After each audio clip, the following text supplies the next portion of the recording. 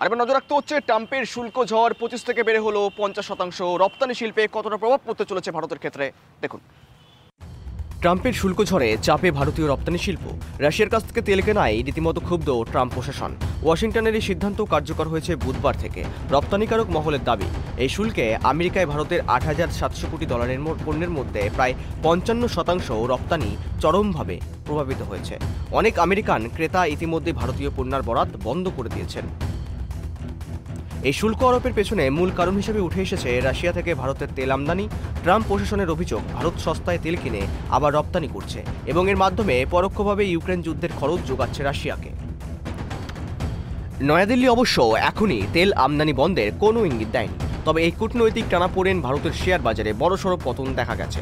সেন্সেক্স এবং নিফটি দুই সূচকই 1% বেশি পড়ে গিয়েছিল, যা গত 3 মাসে একদিনে সর্বোচ্চ পতন। পরিস্থিতি সামাল দিতে উদ্যোগী হয়েছে কেন্দ্রীয় সরকার। বাণিজ্য মন্ত্রকের সূত্রে জানিয়েছে, প্রাথমিকভাবে 50টি বিকল্প দেশ চিহ্নিত করা হয়েছে যেখানে রপ্তানি বাড়ানো যেতে পারে। বিশেষ নজর দেওয়া হচ্ছে চীন, দক্ষিণ আমেরিকা এবং পশ্চিম এশিয়ার বাজারে।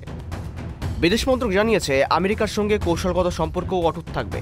দুদেশ আলোচনা চালিয়ে যাচ্ছে বিভিন্ন স্তরে। তবে প্রধানমন্ত্রী নরেন্দ্র মোদী স্পষ্ট করেছেন, ভারতের কৃষক এবং জাতীয় স্বার্থের সঙ্গে কোনো রকম আপোষ করা হবে না। Bureau report, tribe TV Bangla.